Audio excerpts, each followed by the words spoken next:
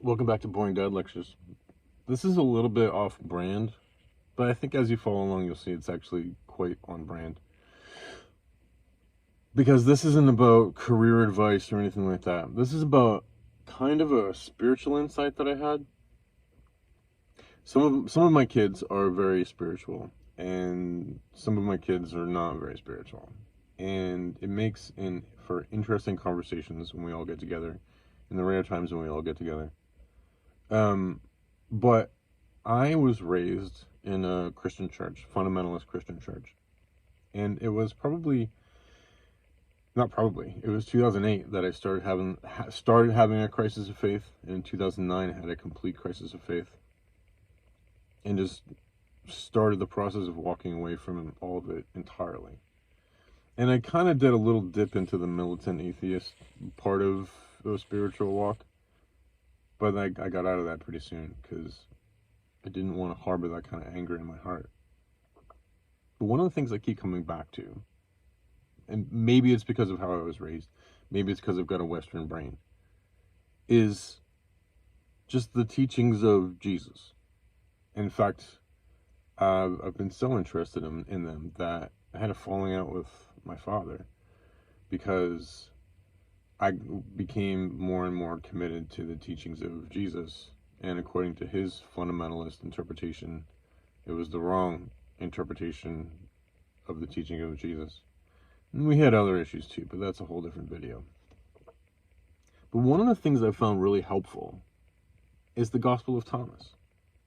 It's just a fantastic book, collections of sayings.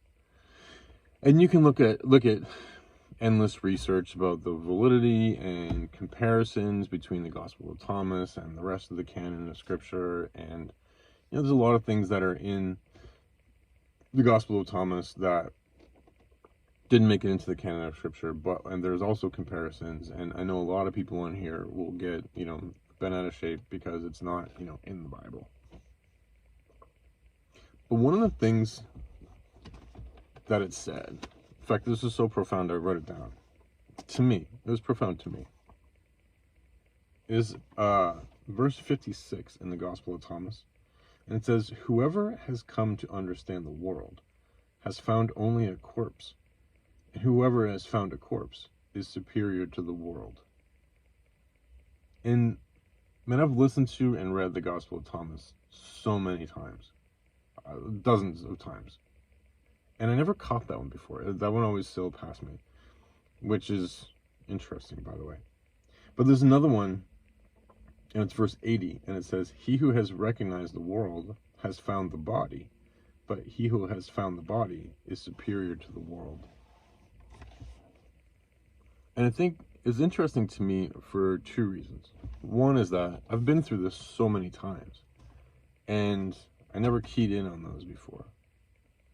Until today, which is that could open up a whole discussion about your levels of consciousness and your awareness and your personal vibration and like what you're ready for and what your mind is ready for and what it's not ready for and all those other sorts of things, But the reason I keyed in on this is because lately I've been having a lot of insights just about the nature of reality. I have this whole other theory that I'm working on about the concept of I am. And I actually think when they finally figure out the math of the universe and the math of reality, it'll be the math of I am. But what that means though is that it kind of like if I was going to break it down into simpler terms, it's if you look at the idea that you have been consistent throughout your whole life, right? So maybe you've heard this before, but like your earliest childhood memory, and maybe you were riding a bike or, petting a dog, or it was Christmas, or like whatever it is your earliest childhood memory is. The thing that's in there that remembers that feels exactly the same as the thing that's inside of you right now as you're watching this.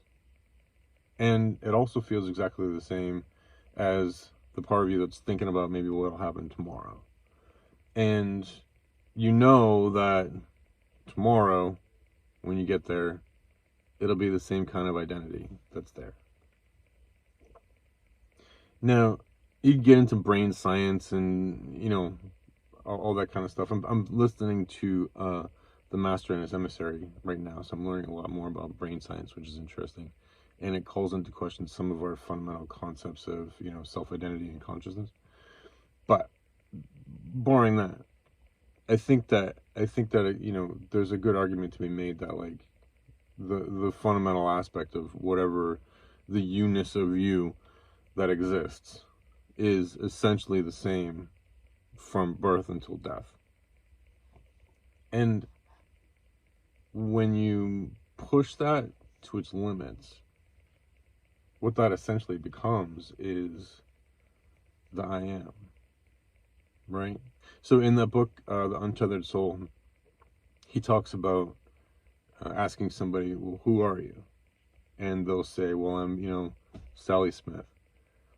But if you keep asking, like, well, who's Sally Smith? And Sally Smith is married to Joe Smith, and Sally Smith is, you know, an artist.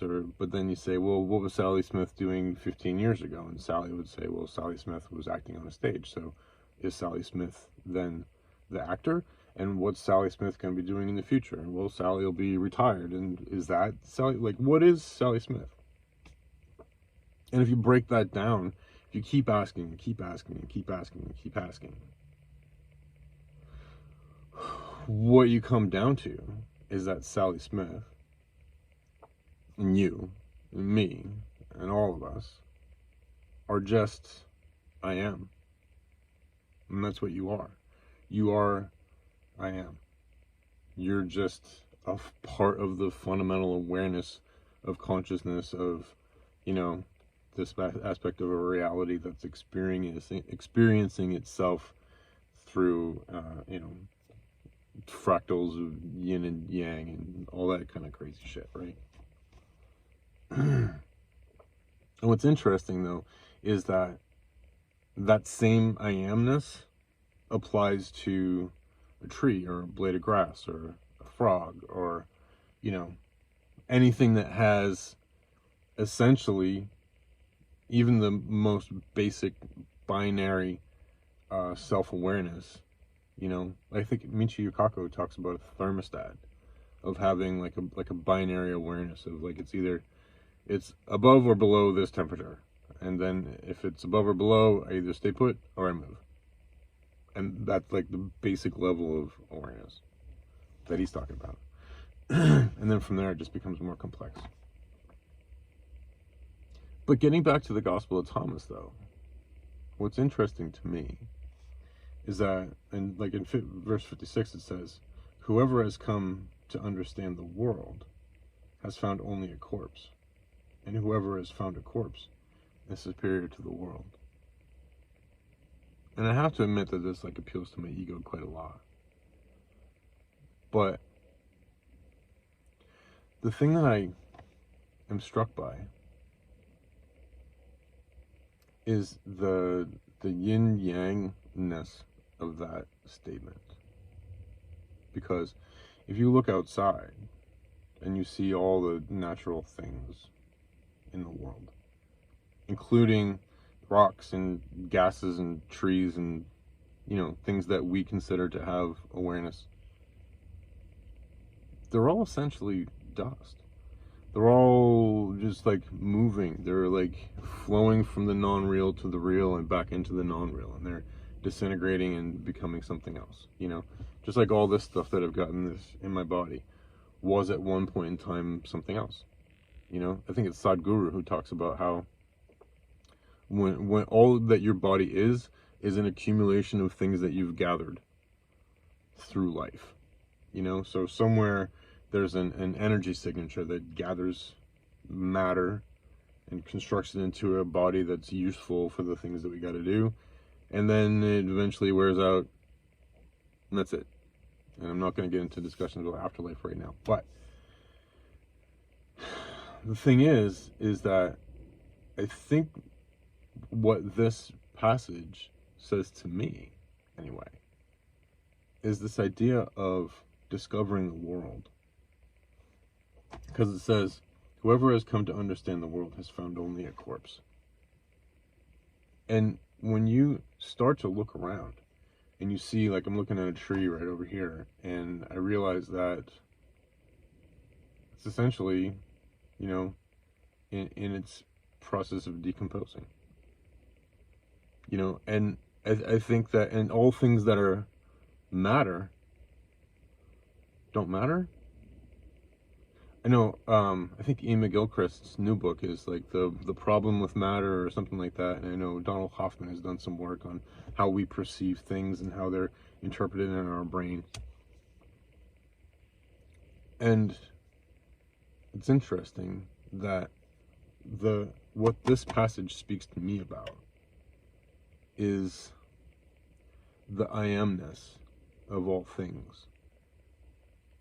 You know, like, who's that? There's that farmer in Virginia somewhere, and he was on Joe Rogan. But he does this kind of like natural, holistic farming where he respects. But I just remember him saying you have to respect the cowness of the cow, and the chickenness of the chicken, and the dogness of the dog. And that's how you have healthier creatures and healthier meat and healthier produce and all that other kind of thing, you know, for our bodies and for the environment. And I think that idea, the dogness of the dog, the meanness of me, the you-ness of you, the treeness of the tree, combined become that I am.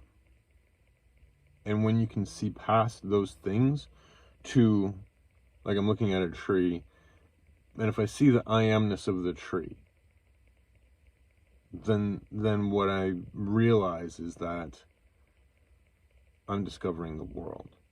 And I'm realizing that the thing that I see is just a corpse.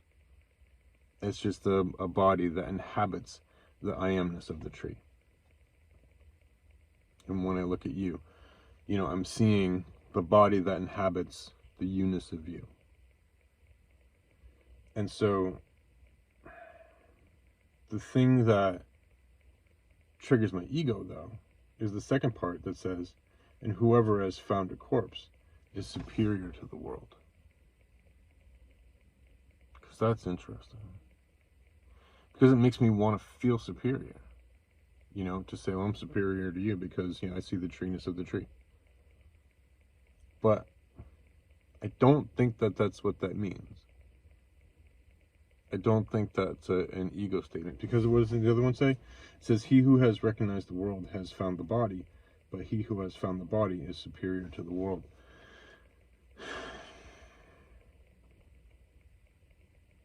And I can't help thinking about that phrase in Genesis that has been so badly misused, where it says that man was given dominion over the earth. Because people take that as an ego trip and say, well, I've got dominion over the earth. I can do whatever I want to the earth because I have dominion over it. But if you are a loving leader, you know, if you are a servant leader, if you are a you know, good manager and a good steward and someone who sees the value in taking care of things for the sake of taking care of them, and then managing them and then manipulating them to do the things that you want done, but then also respecting the earthness of the earth, the natureness of the nature, then in that sense, yeah, you can have dominion over it. And you can be superior over it because, you know, you have this level of intelligence to look out into the future and look into the past that not many other entities on earth have. So in that sense, you can have superiority and dominion, but not in an ego sense, right? But I think what this passage speaks to on a more fundamental level, though, is that when you are able to see past the tree, past the dog, past the person, to the fundamental beingness, to the fundamental I amness, and then past all that to the collective I amness of all things, that's when you achieve dominion. That's when you achieve superiority. Because that's when you can... That's the next step toward being able to unite your mind and your heart, which is a whole other thing that it talks about in the Gospel of Thomas. So anyway, those are kind of my thoughts on this whole thing. It's very interesting. I highly recommend the Gospel of Thomas. Although, if you are a Christian, I do not recommend it at all. In fact, avoid it. Anyway, how's that for a boring dad lecture? Right? Anybody who watches this all the way to the end, give me a high five. Boom, baby. Good job. Anyway, like, subscribe, share, blah, blah, blah. And I don't know where this is gonna show up, so if there's a thing, look at the other thing. And then look at for some stuff in the doobly-doo. Be polite. Be full of love. Be amazing, because you are. And see me soon.